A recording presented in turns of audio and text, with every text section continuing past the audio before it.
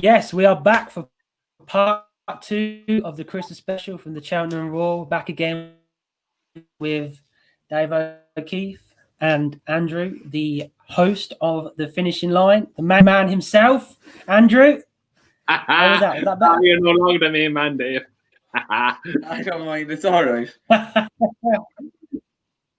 I'm still up for this competition. I want to see who gets voted. Yeah, I think we should do that for the crack. Now for Ante Post's tips for Cheltenham 2020, and we're going to keep this nice and short and quick. And first race we are going to talk about is the RSA. My selection from the British perspective of the RSA, I am going to go for the horse called Shan Blue from the Skelton Yard. He came sixth in last year's Ballymore behind the Aeroplane, which is now Envoy Allen. He currently sits 25-1 for the RSA. His last two novice chase races, he has won by 16 lengths and 14 lengths. His last race, he ran at an RPR rating of 156. You can't knock this horse when it comes to jumping. His jumping is absolutely flawless. And I think that's what you need from 3-miler, is to have good, solid jumping. He's currently favourite for the Quarto Star race at Kempton on Boxing Day, where he's favourite ahead of the Big Breakaway, which currently sits at 15-1 for the RSA. So if you're getting a bit of price there at 25-1s, I think he is a great each way chance for the RSA. Obviously, you have Monkfish there, which we have spoken about. He's going to be the competition, definitely. And you also have a lot of horses coming from the Albert Bartlett race as well. They're going to be great competition for him. But I think for an each way at 25-1, for a horse that jumps brilliantly, and I think for this year's Quarto Star race winner, I think Chamblou is a good selection. What do you think of that, lads? Yeah, it's a good horse. Jumps well. Yeah, I think he's a decent horse. Won very well the last time. My problem is I don't know if he's going to run the RSA. There's chat of him going 4-miler. But at 25-1 for the RSA, I won't put anyone off it. He's proven that he seems to be improving a lot. He's going under the radar a good bit. And it's interesting to see that he's actually favoured for the Quarto Star chase. What price is he? Off the top of your head. You sure? I think it's about 5-2. I think it's not a bad price. I think it's about 5-2. You'd have to double check that for me, lads. But I think it is. But yeah, he's ahead of the big breakaway. I think the last run for the Big Breakaway obviously wasn't great, was it? So I think that's put a couple people off. That's maybe why he's gone favourite. But I think for 25-1 ahead of 15-1 from a British perspective, I think it's a great shout. What about yourself, Dave? What in the Irish perspective? The RSA for me is at the moment it's a market to look past the favourite. Monkfish is 3-4-1, and you're getting kind of 12-1, 14-1 bar. Its latest exhibition for me, I'd forgive him his last run. I think Pencil Full of Lead is actually a good horse. I don't think he liked the ground. If you go back through his form, he seems to run better going left-handed, so I think Cheltenham suits him better. And I can't understand how Monkfish is 3-1 and latest exhibition is 14-1. Going by their hurdles run, there is a nose between them. They should be closer in the bet. Yeah, that's a fair enough point. Do you think the fact that his last run has made his price go out more than potentially? I imagine if he had won his last run, he'd be about 8-1 or something like that. So, yeah. Obviously, Andrew, we know your feelings towards Monkfish. What do you think about latest exhibition taking on Monkfish? I think latest exhibition's price is way, way too big. As Dave said, there was a nose in between him in the Albert Bartlett. But I think even on 2 rounds, latest exhibition, he still looks very novice over his fences. You probably ground to blame last time, but he's definitely the each way shot in the race. But I think Monkfish is going to improve hand over fist over fences ahead of him. So I think Monkfish definitely sets the quality up, but like you say, Dave, with the hurdle form, there's literally about a nose in it. So for the gap in price, I think it's only because of the last race. But if you forgive him that race, and I think he's a great shout. he's way overpriced. He's way overpriced. He's a pretty talented. 100%. Like if he turns up in the day, he's going to be about 7-6 to 1. That's still a good price on the day. I feel still a good price on the day.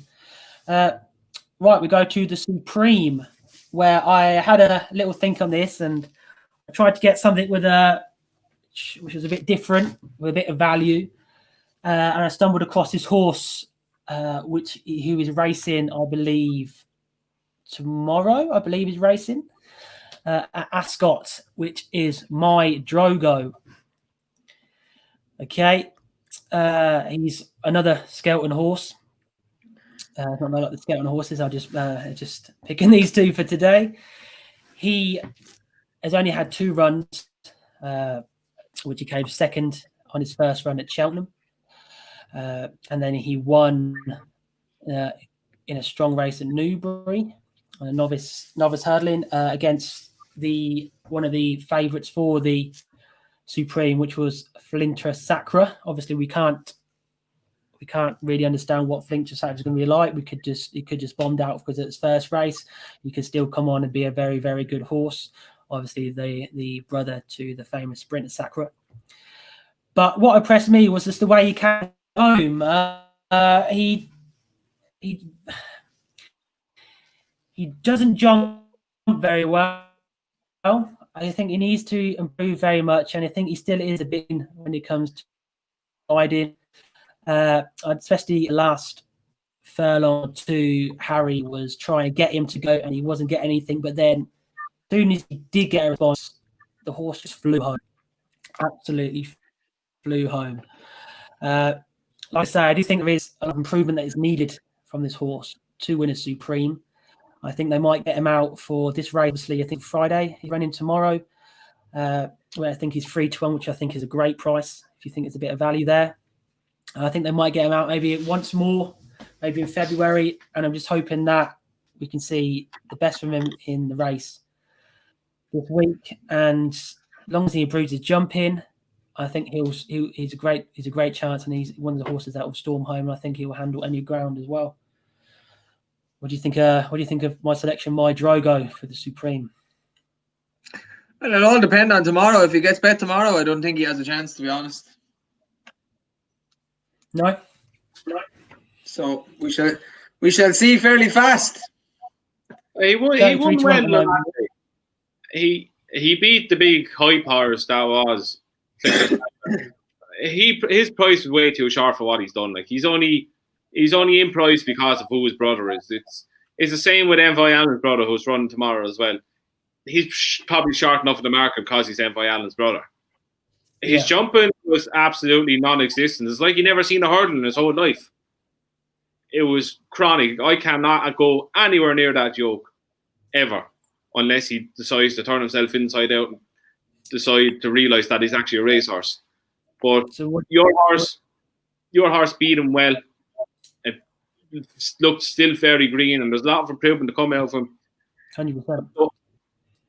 I don't like to back in Supremes this far out, because even this time last year, Chiskin was only after winning his maiden hurdle, so there could be still anything to come out. But if you fancy something with Supreme and he catches your eye, do back it.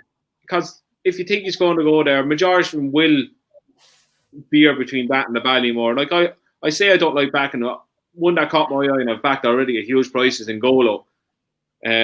But he's had to run in a great race since, so we kind of know what we're dealing with him. Yeah. I don't like backing maiden hurdle winners coming out before they ran in a great race. There's a horse actually running that race as well who I wouldn't touch, and it's another Henderson horse.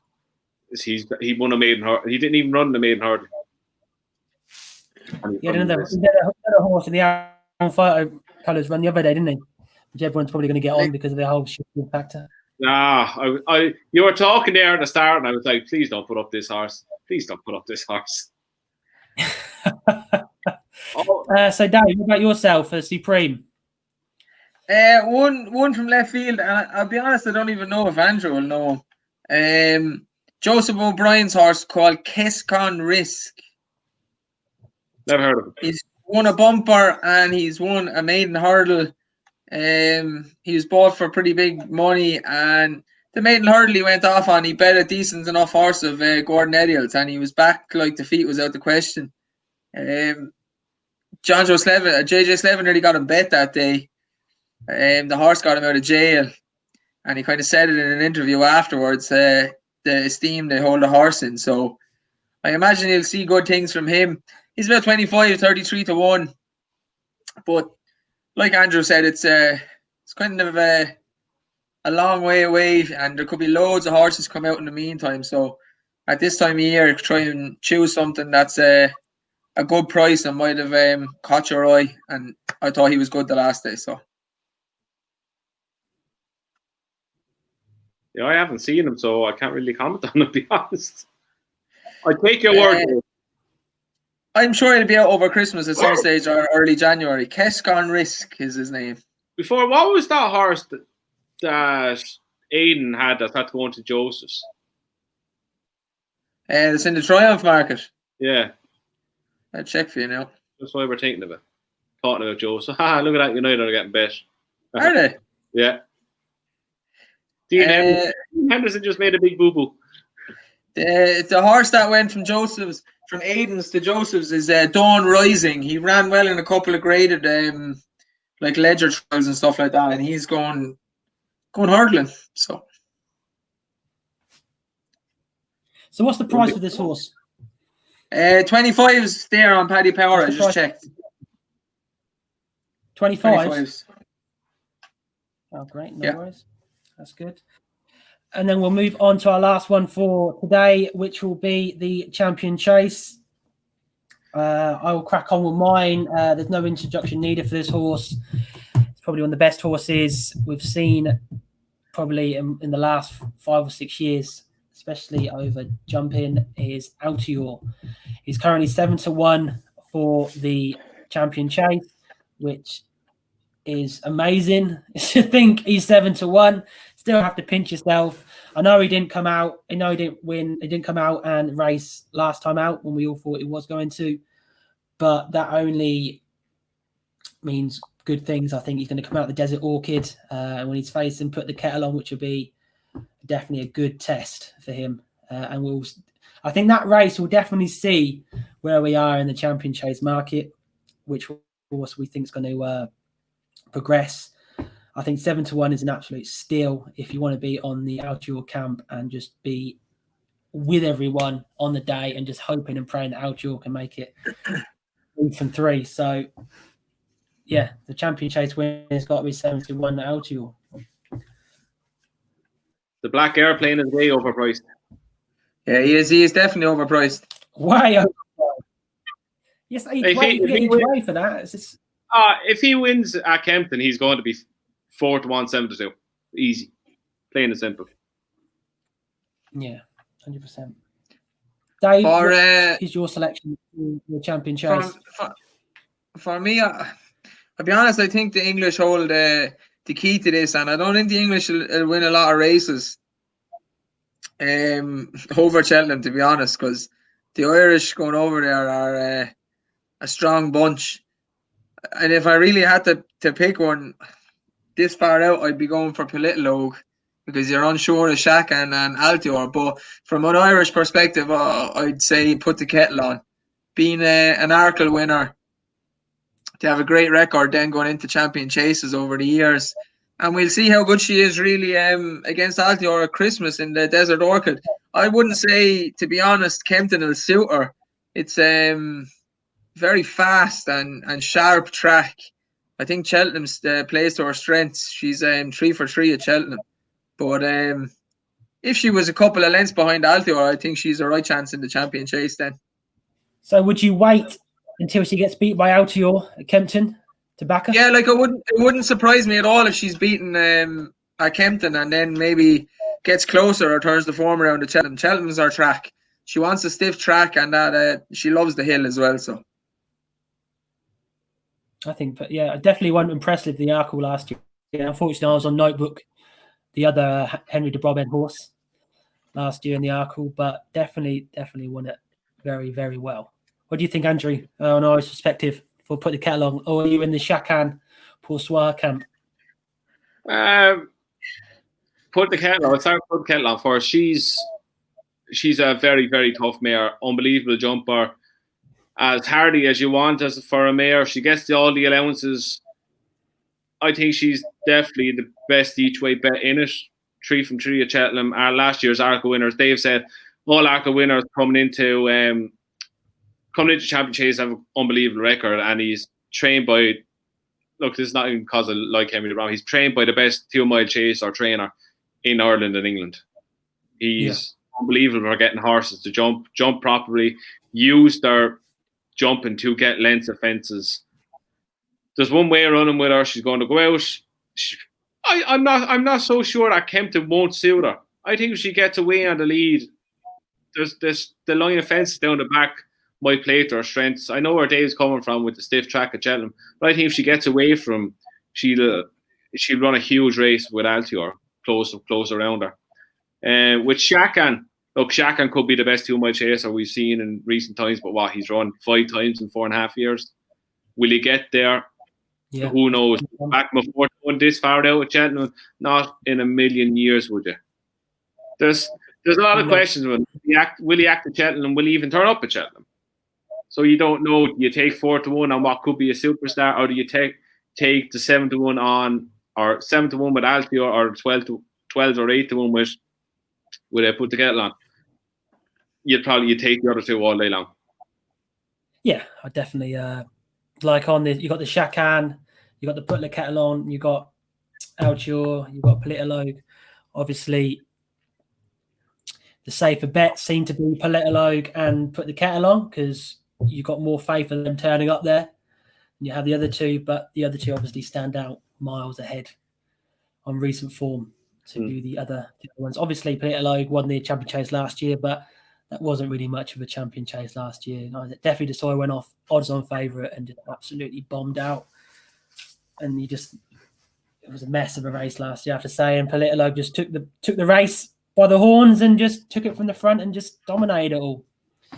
So there we are. There's our 3 selections from this week for the Supreme, the RSA, and the Champion Chase. Just to go back through the old picks, we have Dave's selections. Dave has selected for the Gold Cup Album Photo at 6 to 1, Ryan Eyre, Fakir Duderies at 20 to 1, and the Arkle Darvastar at 25 to 1. Thayer's Hurdle Fury Road at 12 to 1. Cross Country hasn't got a selection, and the Envoy Allen from the Marsh at 2 to 1. Anything that stands out with there for you, Andrew? Envoy Allen by 100 million miles. Compared to what the price is now, yeah, 100%. Look, if you could get 2 to 1 back then, you would have been all over it. And obviously Album Photo, the 2-time defending champion.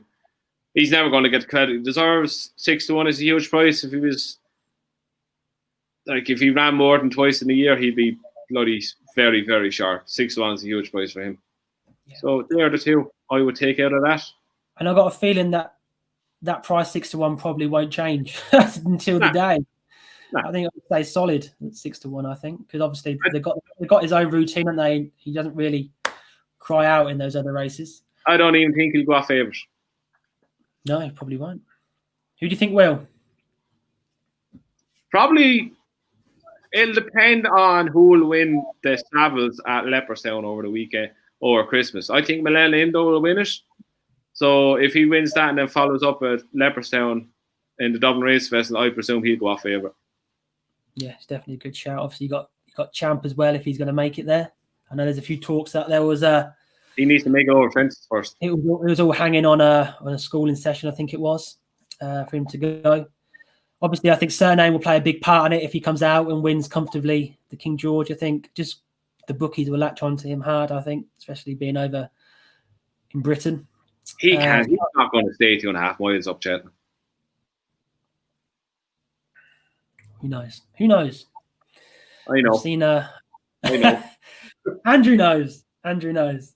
Right, for my selections, I have picked Gold Cup Champ 10-1, Ryanair Imperial Aura 22-1, Arkle Chantry Power 20-1, Times Hill for the Stays at 12-1, Potter's Corner for the cross country at 12-1, and then for the Marsh, Galore at 33-1 each way. Anything in that stands out for you, Andrew? Time Hill at 12 looks decent now. He's running again the weekend. If he comes out and wins that, he's going to go favouritism for the Stayers. So 12-1 is looking good there. Yeah, I think he's joined at the moment, isn't he? I think he's joined with Paisley Park, anti-post for the Stays, and he's joined for the long walk as well on Saturday, isn't he? I think at 2-1, I believe. Looking forward to that race. It's going to be a great race. What's the going, do I think? It's going to be heavy. It's going to be heavy. It's going to be heavy. They're getting a lot of rain down there. Do you think that'll play to more Paisley Park or to more Time Hill? More main fact. More main fact, yeah. More main fact. More fact. Right, so that is our anti-post selections for this week. I just want to say a big, massive thank you to Dave, as always. Thank you for coming on. And a big, massive thank you to you, Andrew, for coming on. Anybody that hasn't seen the finishing line, where have you been? Under a rock? Where have you been? And I definitely suggest you get on board and listen to these guys. They're a great bunch of lads, and they know their stuff about horse racing. I've been following them for a good couple of years, and they've helped me out massively and got me to where I am now and gave me the confidence I am to speak to you guys as well. So massive thank you for you two, and it means a lot for me to have you both on, especially together on a show like this. I want to say, you're welcome, Woodsy. I want to say Merry Christmas, Happy New Year to both of you. Happy Hanukkah. Don't let the whole festive period and the whole lockdown thing get you down. Just be merry and look forward to Don't worry. King. I have Arthur. He'll keep me company. There you are. There you are. Screw the government, Woodsy. Screw the government. Yeah. Live your own life. So Exactly. Merry Christmas. Happy New Year. Obviously, I'll keep in touch with you both. And Merry Christmas to all the viewers. And Happy New Year to you all. Keep in touch. There will be more to come from me and Dave in the new year. So good luck at Kempton. Good luck at the King George, and Merry Christmas to everyone. Merry Christmas. Merry Christmas. Merry Christmas. Thanks, Woodsy. Thank you very much.